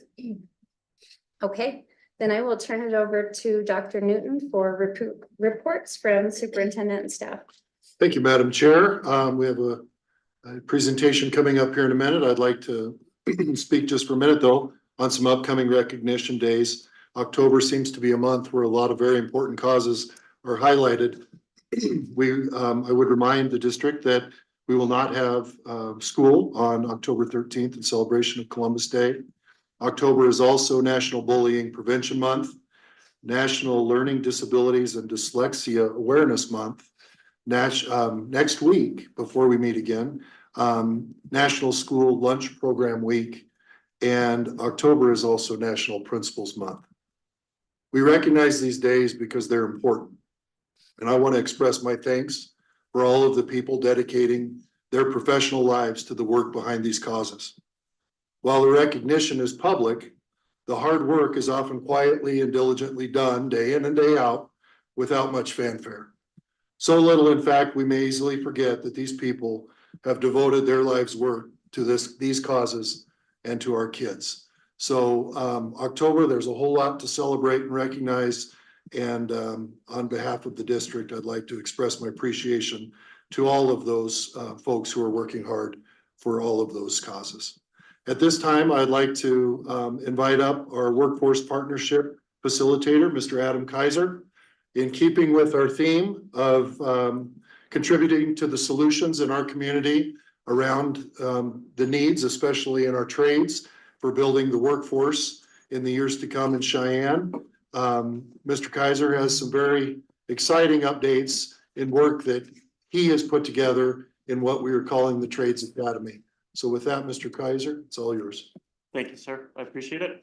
Madam Chair, trustees, Adam Kaiser, Workforce Partnership Facilitator, and today I get to give you a quick update on our Trades Academy. This is probably the most exciting work that I've partaken in my career, so I appreciate the time for a few minutes to tell you a little bit about it. So to give you a little bit of background on the Trades Academy, our industry folks have done a pretty amazing job for us. In the past, it's been, the biggest problem was that each individual industry wanted to tell you their story and tell our students about their particular job. In the past, I would say 3 years, they've come together, they've formed coalitions, they've come as kind of one voice for our students. And it makes a huge difference for us to for our partners to come in and say, here's the opportunity in the industry in general, not just for your business. So it's really, I want to give them a lot of credit. We have the Association of General Contractors, the Wyoming Contractors Coalition, the Young Contractors Association, Next Gen Construction. They've all come together to have a single voice. So that's something that's been a big catalyst for us in the Trades Academy. We're also in the middle of a giant trades boom. As you know, nationally, we have a massive shortage of tradespeople. It's exaggerated here in Laramie County because we have a missile project coming in. We have 2 data centers. We have 6 more on the docket for within the next decade.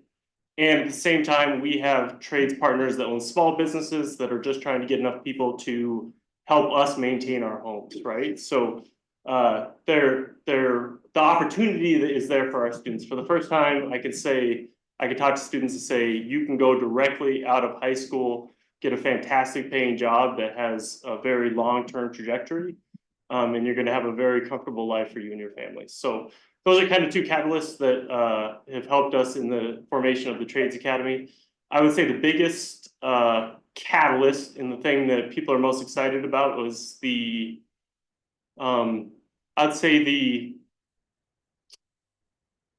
I don't even know how to put it. I would say the way that Dr. Newton has involved our trades. So I work with people from across the state, and a lot of our partners get stonewalled from school districts, even to meet with like a career counselor. So the fact that they have the superintendent that's willing to not only come to events to talk to them, but he's actually at the association meetings. It's kind of a weird deal. We have one meeting where all the business partners are in the middle, and all the educators and nonprofit members have to stay on the outside and they can't talk. So if you can imagine having Dr. Newton in a meeting and him being on the outside and not being able to talk, it's a pretty fantastic thing. But he's come and he's taken his lumps. I think it's pretty fantastic. I don't know. He's taken his lumps. He's taken a lot of compliments. He's taken what we need to do better. And finally, he just said, you know, enough is enough. We have trade partners that want to work with our students. We have students that want to work for our trades partners. Let's figure this out. So Dr. Newton gave me a goal of to create an illuminated pathway straight to the workforce that is just as clear and effective as the pathway to college. So again, we hear all the time, why do we push every student toward college? It's a pretty audacious goal if you think about what we have in place to help students get into college. If we were to even mirror a fraction of that, of helping students get into the trades, we're pretty excited about that goal. So it's a scary goal. It's something that I love coming to work for. So but personally, the core focus of the Trades Academy that I have to keep in mind is to educate students and parents about the lucrative employment opportunities in the trades. So again, parents are our biggest influencers.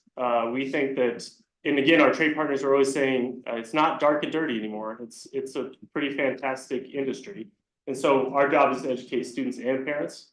And our second main focus is to provide a space for trades partners to teach and mentor our Laramie County 1 students.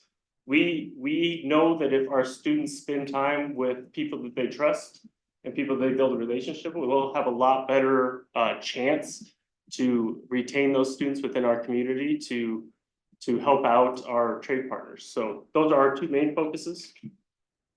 What I really love about this district is that every school always does what's best for their students, and they know their students well, and they stand by that. So I'm going to tell you a little bit about what each school is doing within the Trades Academy.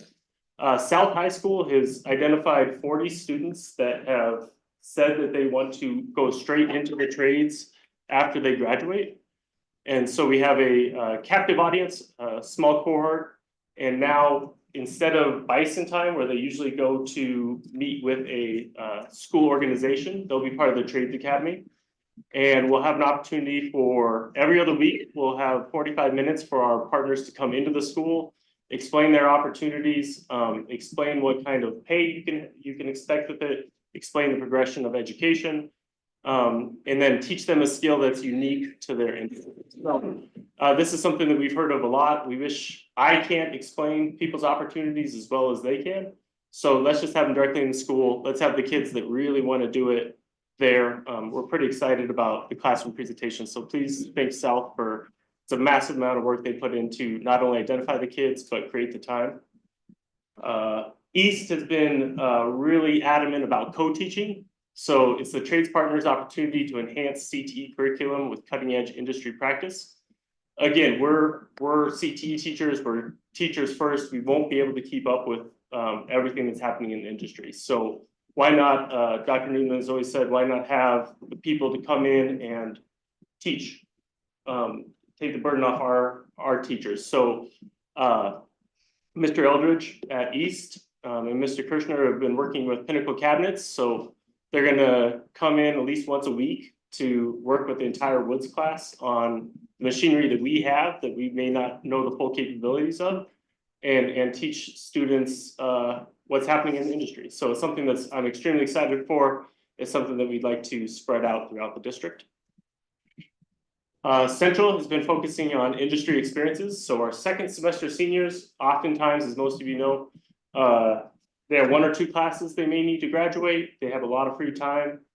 Central has really taken the leadership on having on-site internships, employment opportunities, and job shadows. So actually being able to schedule out a student for either afternoons off, mornings off, a good chunk of time where they can actually go on to the job site, go into the industry, and learn from the people that they want to work for. So Central has done a fantastic job. Please thank them for me. And then one that's near and dear to my heart is events. Both Triumph and Carey have really stepped up in this. Next week, we have our Triumph Trades Day. So we take over the entire parking lot, we take over the gym, and all of our trades partners come and they talk to our Triumph students about the opportunities that they have after they graduate. Data Center Day was an idea that's brought to us by Microsoft. In other places, they've came in, they've told students about what's happening in their community, right? Data centers are a pretty big deal for our communities. So during one of the half days, the second semester, Principal Schlegel has offered to have Microsoft, Meta, and our industry partners come and teach students everything about data center, from fiber optics to the IT section to the construction piece of it. It's going to be a pretty exciting day. We have a half day, so we're very excited about that. So that's what we have going currently. I would love to tell you really quickly about a few future projects that we're excited about. The first being the Learn to Earn signing bonus. So often I'm told, and I'm sure Dr. Newton's told, that we would love if our students knew this. We'd love if our students knew how to precise measuring. We'd love if they knew how to do sheet metal work. And so this is our opportunity to say, I would love that too, but what is it to a student to learn that skill? And if they do learn that skill, does that make them a better employee or potential employee in your eyes? And so if they're going to be a more skilled employee, I would like you to pony up and say, you know, that's worth this amount of money to me. So a student will continually learn skills. A great example is the University of Wyoming has a pre-construction program that's online. The industry got together, they put together a pre-apprenticeship in construction online class. It's about 15 hours. And it's something that we're going to offer to our Trades Academy students. If they're willing to do that on their own time, our trade partners say, you know, to us, that's a huge sign that they're willing and they're dedicated to working in the trades. So we're going to put $200 in their Learn to Earn signing bonus account. And so by the time they graduate, the more things that they do, the more opportunities they take, they add to that signing bonus. And then if they sign on with one of our partners that's part of this program, they work for 6 months for that partner, that business partner, and that student will come back to the Trades Academy and they'll receive their check for their signing bonus to reinforce to our students that, you know, what I'm learning here is working and I got paid accordingly. So that's something we're very excited about. Another piece that we're really working on is that second semester trainings that we've been talking about when students have extra time. Laramie County Community College received a grant from Metallica Scholars. So Metallica, the band, which I'm pretty excited about. Like there's not many times where you're like, man, this is really cool work that I'm doing. Like my 16-year-old self would be really proud of me right now. This is finally one, like most of the stuff is very cool. So they received, and Metallica is really passionate about the trades. And so they received a grant to train students to be prepared to go into the trades. LCCC, our business partners are gonna use the Metallica Scholarship Program to train our students here, during the second part of their semester. So it's, a lot of things are happening, a lot of really big things, and we're really excited, and we appreciate all your support in both events and in your thought process through this. So do you have any questions? Trustee Burden? Madam Chair, what day and time is your trades day at Tri-Pi next week? Madam Chair, it's on, I don't know why I'm just leaning into that. It's on Wednesday. I'll send you a calendar invite, and that'll be okay. Morning or afternoon? Afternoon, 2 o'clock. Thank you. Trustee Clausen? Okay.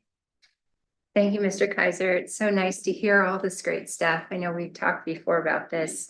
I just have some specific questions related to details. You said that one of the goals is to educate students and parents on the opportunities that will be made available through this academy. What age group are you targeting? I noticed a lot of these things that are launching are targeted toward seniors, but I know I've been thinking a lot about just the idea of reaching students at a younger age, like maybe sophomore and junior. So I was just curious what your focus or your target audience is at this point to get this message out to families in our community about these opportunities. Mr. Chair, through you. The reason why we focus mostly on seniors this year is that we want to make sure that we show our partners some movement, right? There's partners that really care about the idea of getting students loving it from a young age to that. And we also are in the middle of a crisis with the trades, right? So my goal, and the reason why this essentially started would be to start in elementary school with our students. So we do our trades day for our South Triad 5th and 6th graders. Ideally, this year they're going to be able to sign up for the Trades Academy at that point. So if you can imagine that students will start to be able to take those opportunities from 5th grade on to their graduation. We also have a lot of activities exclusively for our elementary schools. So we're partnering with LCCC to do a college and career day. And at that event, we're going to have our large trade partners there to do a mini career fair for our South Triad parents. So they might be underemployed currently and looking for something different.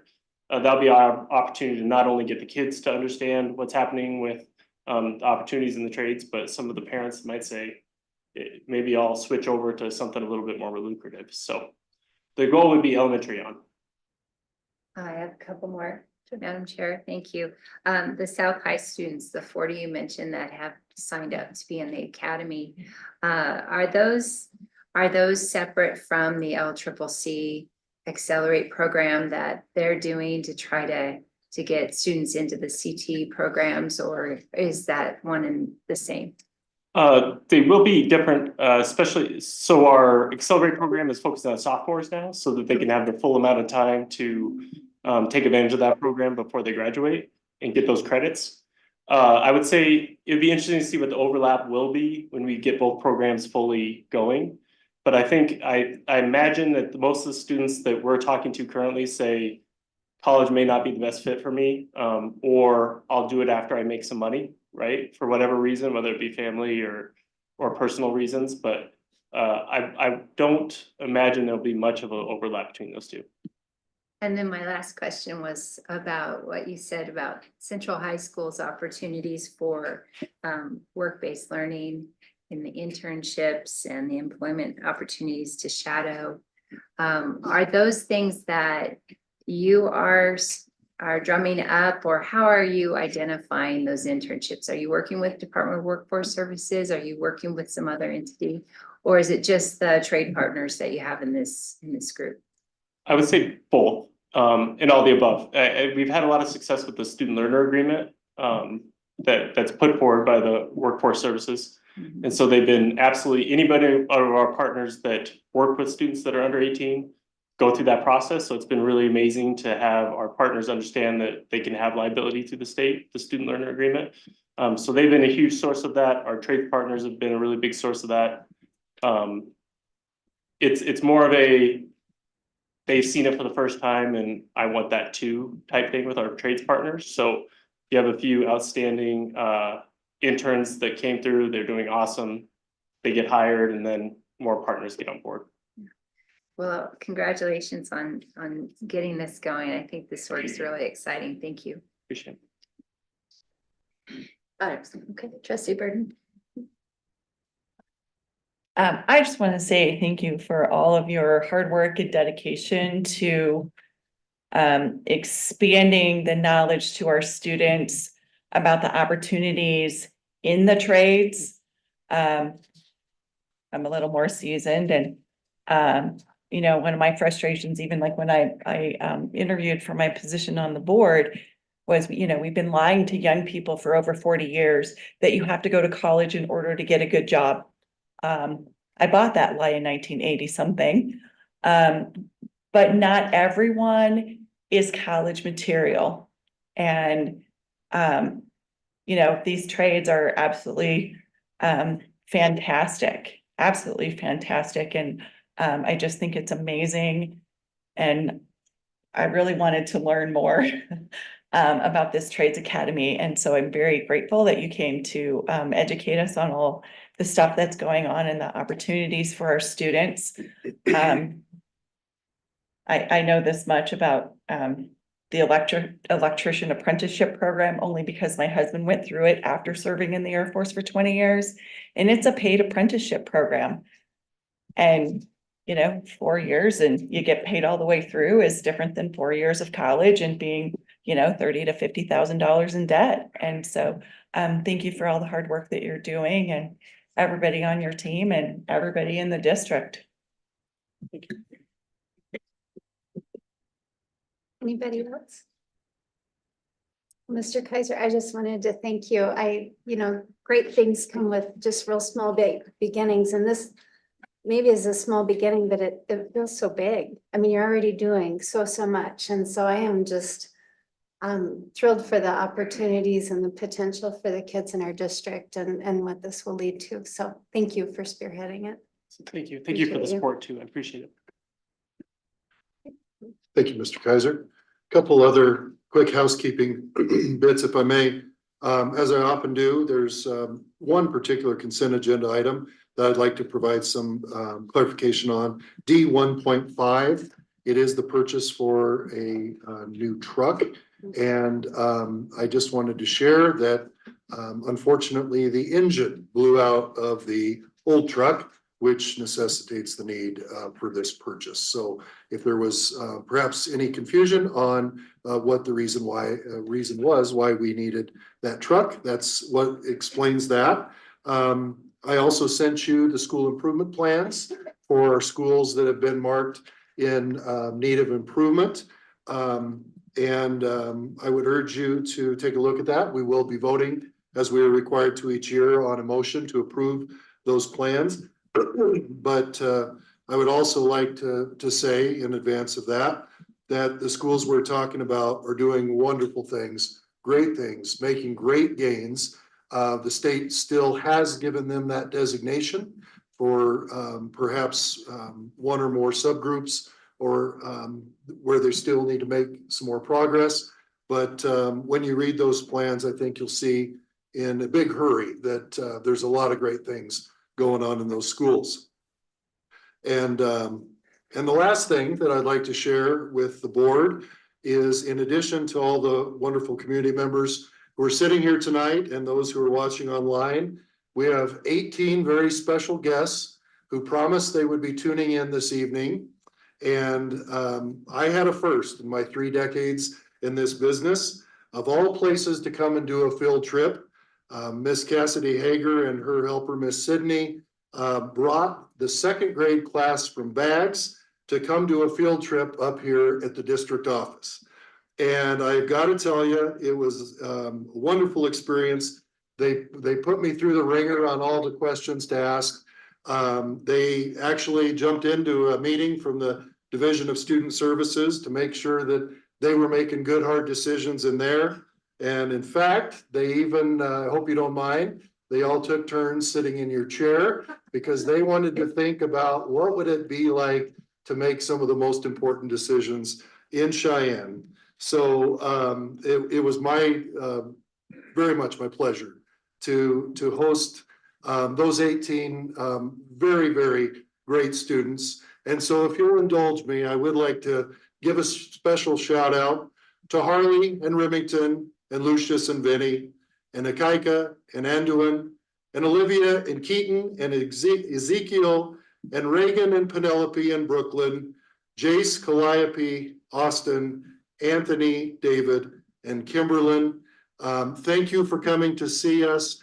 Thank you for being so interested in the work, as they said it, to make great hard decisions that make kids' days better. And so I wanted to offer a special shout out to my friends in Miss Hager's second grade class at Bags. Thank you for coming to see us. And with that, Madam Chair, that is the end of my reports. Thank you, Dr. Newton. The next section on our agenda is the consent agenda. All agenda items listed with the designation of CA are considered to be routine items by the governing body and will be enacted by one motion. There will be no separate discussion on these items. Any item removed from the consent agenda will be considered in its normal sequence on the agenda. Does any board member request to remove a motion from the consent agenda? Okay. Madam Chair, I move to approve all motions listed as consent agenda. And I second.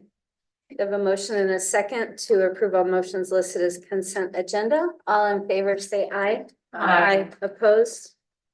Those have been approved. We'll now move into new business. Do we have a motion? Madam Chair, I move to adopt the proposed amendments to Board Policy, Chapter 8, Section 12, seclusion, restraint, forcible physical contact, and corporal punishment. The proposed amendments bring board policy up to date with Wyoming Statute 21-3-110 and Wyoming Chapter 42 Rule Seclusion and Restraint in Schools. I second. Okay, so we have a motion and a second. Do we have discussion or questions on this motion? Trustee Ashby. Madam Chair, we did get some very good feedback on this particular policy. Can Ms. Polly speak to some of that? Ms. Polly, do you mind if you give an overview or share anything from that? Madam Chair, Trustee Ashby, the board received about 16, I think, public comments on this, and I'm going to turn it over to Dr. Stacy Kern, who is the Director of Special Services, and she can speak more eloquently than I can on the incorporation of those comments into administrative regulation. Thank you. Thank you, Madam Chair, Board of Trustees. I do want to thank the individuals who took time to provide public comment. I think it's really important to see the engagement around this topic. So thank you, everyone who provided public comment. Very good. I mean, the feedback that we got was absolutely considered, and what I wanted to really highlight, most of the comments that with regarding questions around definitions or further clarifying the seclusion and restraint policy, most of that is addressed in our administrative regulations, which are also going through an update. And we did incorporate some of the feedback into those regulations. So we listened, and we definitely are addressing a lot of the recommendations in the administrative regulations. Some of the comments, I do want to point out that this isn't a policy that we love to have, but it's a policy that we are required to have based on state statute. And so we have to have the policy, and we want to make sure that it takes care of kids, it takes care of staff, but it is a necessary part of what we do in the schools, unfortunately. So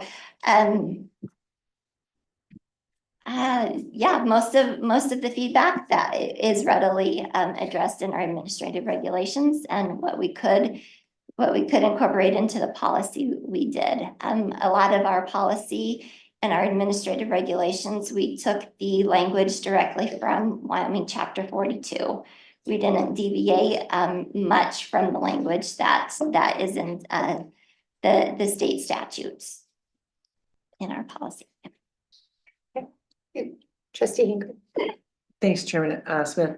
I just have a question, just as a clarifying thing, because the majority of the comments were about things, as you said, that will be addressed in the administrative regulations, things about which trainings, which training company we're going to be using, which will change. And so we didn't want to put that in a policy about who will be trained again, because that may change over time. So we didn't want to have that in the actual policy. Is there a way for people who are interested that may have made some of those comments to be able to read the administrative policy?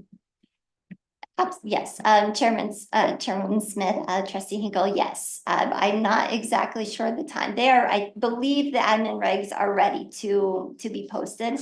We wanted to see what direction the policy went before we posted the administrative regulations. I don't think that there's any conflict between the two, but we just wanted to make sure that. But those will be posted, Those that are can be read. as soon as Access. Okay, great. possible. Thank you. Yeah. Thank you, ma'am.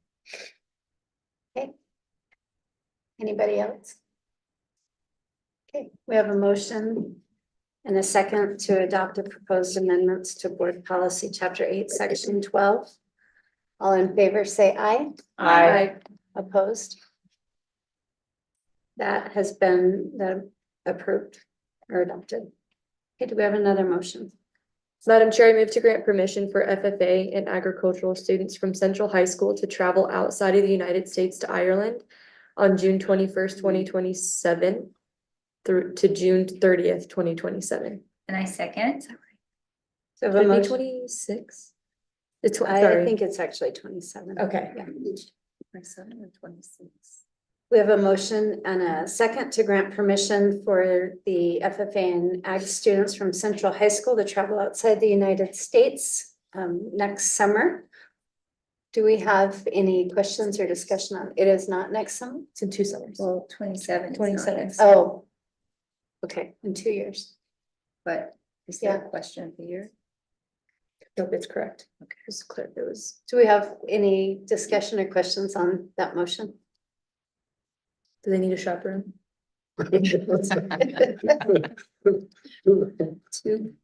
Trustee Humphrey would like to volunteer. Okay, all in favor, say aye. Aye. Opposed? That's been approved. Okay, do we have another motion? Madam Chair, I move to authorize the amendment of the contract with TDSI, the Design Studio Incorporated, in the amount of $71,737 for the renovation of the administration building's restrooms. These fees will cover the redesign and contract administration of the project. I second. Okay, we have a motion and a second to authorize the amendment of the contract for the renovation of the admin building restrooms. Do we have any questions or discussion on this motion? Trustee Ashby?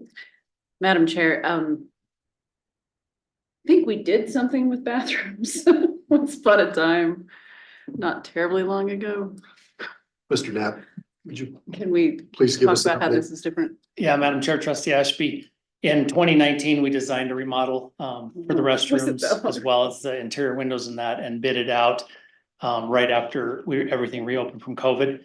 And the price was quite a bit outside of the parameters we'd set, anticipating that bid. So we're revitalizing that a little bit, and we've reduced the scope of work, and we're going to also phase it out into probably 2 summers to try and get that down to where we can remodel some of those restrooms. They are most of the fixtures in them, if not all, are original with the building.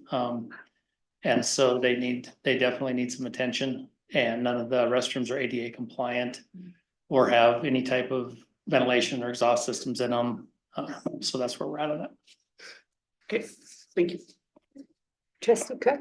Yeah, thank you, Madam Chair. How many bathrooms are we talking about?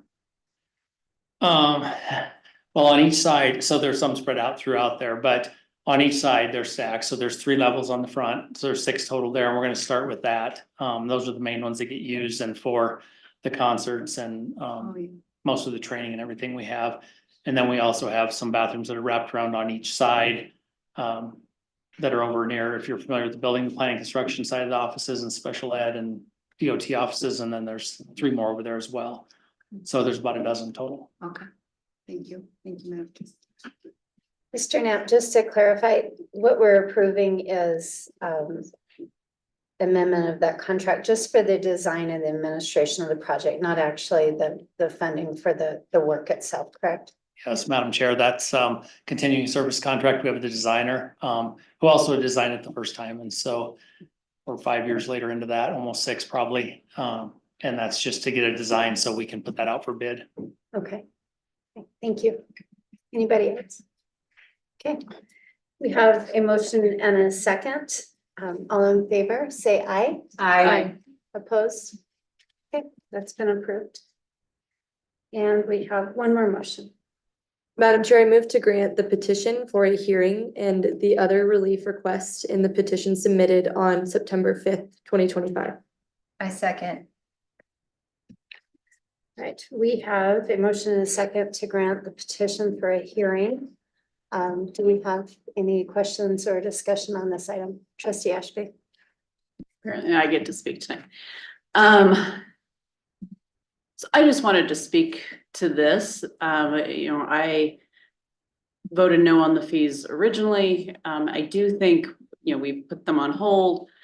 We've gotten feedback from CCA that they're not charging fees. And while I think we can continue to have conversation, logistically and legally, I'm not sure this is the right answer. So I won't be voting yes on this evening. Okay, thank you. Trustee Hinkle? Thank you. And I'll just address that a little bit. It's hard to sit up here and hear people say things that I think may be a little bit not quite portrayed in the same manner that we get the information. This request for the hearing was made after we received a letter stating that CCA is no longer requiring dues, and so they had not been being charged those fees because then they fit in the nonprofit program that wasn't charging dues. And then we got this request. And so I'm not quite sure I understand where all of this is coming from. It is quite difficult to have conversations, casual conversations, as was mentioned today, when the attorneys are involved, and we're not able to do that on a basis without attorneys present. So I think there are some misunderstandings along the way, but I agree with Trustee Ashby that this is not necessarily the right way to get the information out there. Thank you. Anybody else? All right, so all in favor of granting the petition for a hearing, please say aye. Opposed? No. That petition is not granted. The next regular board meeting will be held on Monday, October 20th, 2025 at 6 p.m. The district or the business of the district is done. Do we have a motion now? Madam Chair, I move to go into executive session prior to adjournment for the purpose of possible student long-term suspensions, expulsions, personnel, and legal advice. I second. All in favor of going into executive session at this time, please say aye. Aye. Opposed?